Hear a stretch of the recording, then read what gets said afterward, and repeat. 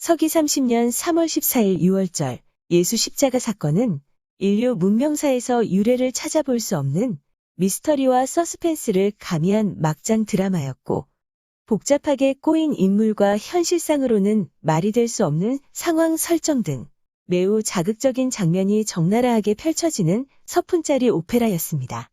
20세기 서양 연극사의 거장 베르톨트 브레이트의 대표작 서푼짜리 오페라. 도둑, 거지, 창녀 등 하층 인간과 귀족, 경찰 고위 간부가 출연진으로 나옵니다. 노상 강도단의 두목 매키스는 런던의 구걸 사업을 독점하고 있는 거지들의 친구라는 회사 사장. 피첨 외동딸 폴리를 꿰어내 몰래 결혼합니다. 뒤늦게 이 사실을 안 피첨이 경악합니다. 매키스는 사업상 적수일 뿐만 아니라 딸 폴리는 자신의 노후 대책이라고 생각했기 때문입니다. 독점 자본주의 특성을 가진 사업가 피첨과 직원을 거느린 갱단의 두목 매키스의 대결 구도는 성전 금고에서 일정 금액을 배당받아 자선 사업을 하던 바리새파 랍비들과 세례 요한의 제자들이 따라다니던 나사렛 예수와 외형적 유사성이 있습니다. 피첨과 부인이 딸 폴리에게 매키스와 이혼을 강요하지만 그는 수입이 좋아요. 그는 날 먹여 살릴 만하죠. 그는 뛰어난 가택 침입자며 앞을 보는 안목이 있고 노련한 노상강도예요. 그의 저축이 지금까지만 해도 벌써 얼마나 되는지 나는 정확히 알아요. 하면서 거절합니다. 이혼을 강요했다가 실패한 피첨과 피첨 부인이 의미심장한 이야기를 합니다. 만약 그자가 교수형에 처해진다면 교수형이라고? 어떻게 그런 생각을 하게 되었지? 그거 좋은 생각인데. 알겠어요. 보안관에게 고발하는 거죠. 물론이지. 그렇게 되면 우리는 공짜로 그를 교수형에 처하는 거야. 일석이조야. 매키는 사창가에 있다가 창녀 제니의 배신으로 체포되어 교수형에 처해질 운명이지만 자본주의에 대해 비판적이었던 브레이트는 독점 자본과 피첨의 계획과 정반대 결론으로 서푼짜리 오페라를 장식합니다. 갑자기 합창 노랫소리가 들려옵니다. 누가 오는지 귀를 기울여보라. 국왕의 말 탄 사자가 온다. 매키는 대관식을 기념한 여왕의 선처로 사면됩니다. 매키가 말합니다.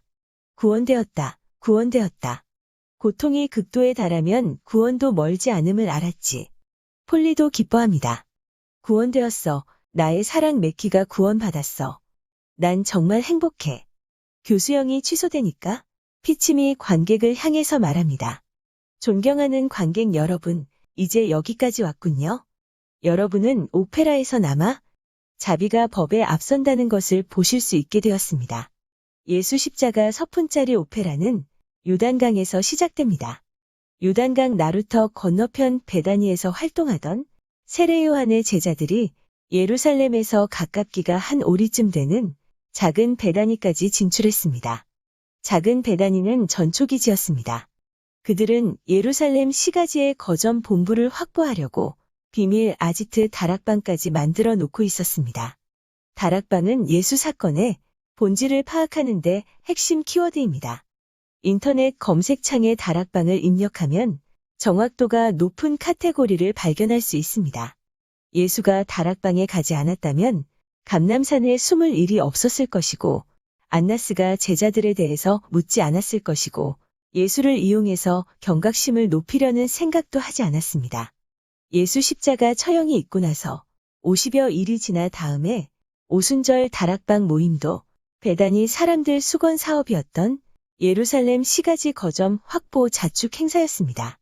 안나스는 이단자들 예루살렘 진출을 막으려고 예수를 가야바에게 보내 경각심을 높이려다가 십자가 처형을 초래했기 때문에 더 이상 사건 확대를 원치 않았습니다. 그래서 베다니 사람들이 다락방 집회를 할 때도 모르는 척했습니다. 그 틈을 타서 베다니 사람들은 소란을 피우면서 자축 행사를 했습니다. 오순절 이야기는 베드로를 비롯하여 갈릴리에서 온 사람들과 관련이 없는 이야기입니다. 예수가 안나스로부터 신문을 받고 있을 때 베드로는 멀찍이 집들 안까지 들어가서 하속들과 함께 앉아 불을 쬐고 있었습니다. 비자들이 당신도 예수와 함께 있었다 말하니까 맹세하고 저주하며 자기는 아무 관련이 없는 사람이라고 부인하고는 꽁무니가 빠지도록 도망을 갔습니다. 이처럼 예수를 저주하면서 배신한 베드로와 뿔뿔이 도망간 제자들이 다시 다락방에 모여 집회를 주도했다는 이야기는 역사적 사실이 아닙니다. 부활한 예수가 갈릴리에서 고기를 잡고 있는 제자들을 찾아갔다는 요한복음 21장 이야기도 터무니없는 거짓말입니다.